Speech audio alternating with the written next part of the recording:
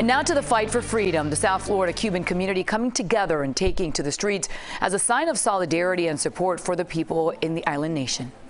We should all, as free people in the United States, want to see that happen, and we should all want to see the day when we have a free Cuba. So the state of Florida Governor Ron DeSantis showing his support for the Cuban people with a visit to the Freedom Tower this morning in downtown Miami. Good afternoon. I'm Maribel Rodriguez. Cubans are calling for the release of activists who were jailed after protests broke out on the island over the summer.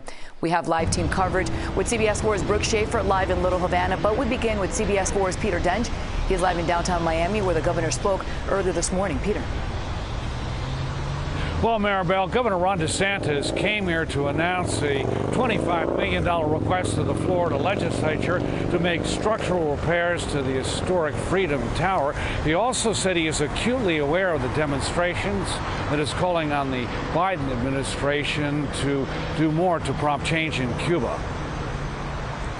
You've got a lot of people who are standing up and fighting against a brutal dictatorship. Governor Ron DeSantis says the time is now for change in Cuba. We need to do more as a country to stand for people who are standing for freedom. Hundreds of Cuban Americans and others demonstrated in Miami on Sunday with a caravan of vehicles from Tamiami Park to the Freedom Tower. You've had almost no support whatsoever from the Biden administration, and I think that they're missing a historic opportunity to be able to make common cause with people who just want to be able to live in freedom. More than 570 Cubans who have been arbitrarily incarcerated, beaten, tortured, and even murdered, in addition to the many other political prisoners being held before the July 11th uprising.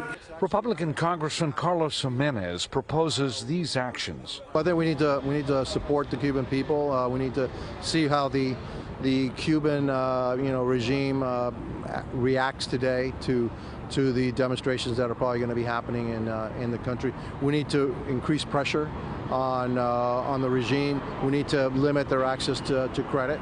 And we also need to restore internet access, a way for the Cuban people to communicate with themselves and with the outside world. Today, it's really important that the outside world see what's happening inside Cuba. Governor DeSantis also said his upcoming budget calls for a $25 million investment in structural repairs for Miami's Freedom Tower.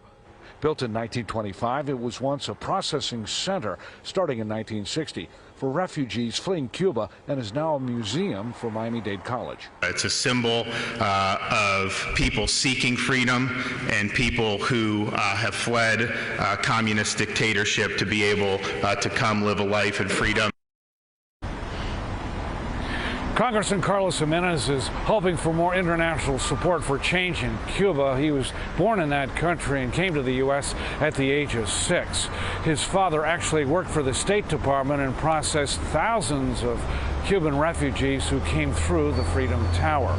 We're live in Miami. Peter Dench, CBS 4 News.